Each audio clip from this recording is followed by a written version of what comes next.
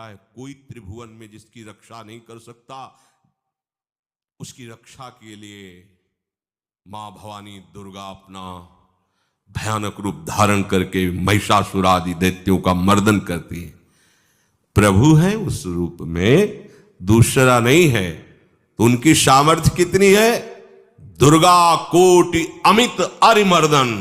हरि की सामर्थ्य कैसी? अमित दुर्गाओं जैसी। 1 करोड़ अरब नहीं, अमित दुर्गाओं जैसी दुष्टों का मर्दन करने की सामर्थ्य। अमित था नहीं कि कितनी सामर्थ्य है। एक दुर्गा रूप में जब हरि प्रकाशित होते हैं तो त्रिभुवन में कोई सामने खड़ा होने वाला नहीं होता। मां भवानी जिस समय अपने स्वरूप में आती, किसी की ताकत नहीं है। ये शुंभ निशुंभ इतने बलवान दैत्य थे, त्रिभुवन में कोई इनका बाल बांका भी नहीं कर सकता था। स्मरण किया समस्त देवताओं ने तो भगवान से ही शक्ति का प्रादुर्भाव हुआ। इतना सुंदर रूप मां भगवती का। शुंभ निशुंभ के पार्षद घूमते रहते थे, उन्होंने देखा, जाके बताया कि आपके महल में जितनी सुंदरियां उसकी दासी बनने योग्य भी नहीं है, ऐसी सुंदरी का हमने दर्शन किया। बोले मेरा जाके परिचय बताओ। बोले ऐसा नहीं लगता कि आपके परिचय बताने से केवल आ जाएंगी। तो उनका अगर ऐसा नहीं तो केश कर्षण निर्धूता गौरवा मां गरिष्यति, उसके गौरव को धूल में मिलाते हुए बाल पकड़कर घसीट कर हमारे पास लाओ। मार्कंडेय पुराण।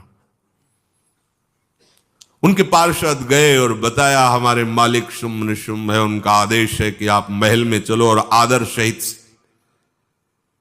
अगर आप ऐसा ना करती हैं तो मैं आपका निरादर करते हुए बाल पकड़कर घसीटते हुए ले जाऊंगा।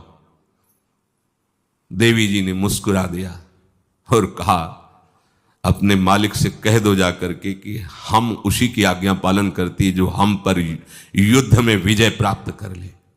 वो जाके बोले हाँ वो तो मतवाले, त्रिभुवन में कोई जोड़ ही नहीं था। आए और उद्दंडता पूर्वक वचन बोलने लगे। माता जी ने कहा बस तब तक बोल ले जब तक मैं मधु का पान कर रही हूं, बस ये पान करते ही तेरी जीवन लीला समाप्त हो जाएगी। ऐसा ही हुआ। जो ही पान करके सिंह पर सवार होकर गर्जना की, सारा का सारा अहंकार धूल दूषित हो गया, काट के फेंक दिया। ऐसी अनंत अमित दुर्गाओं जैसी सामर्थ्य हमारे प्रभु श्री हरि में, अमित दुर्गाओं जैसी, क्योंकि अनंत शक्तियों के स्वामी हैं। उनकी लीला में क्यों में हो? अरे वो जब करुणा करते हैं, अपनी महिमा से उतरते हैं,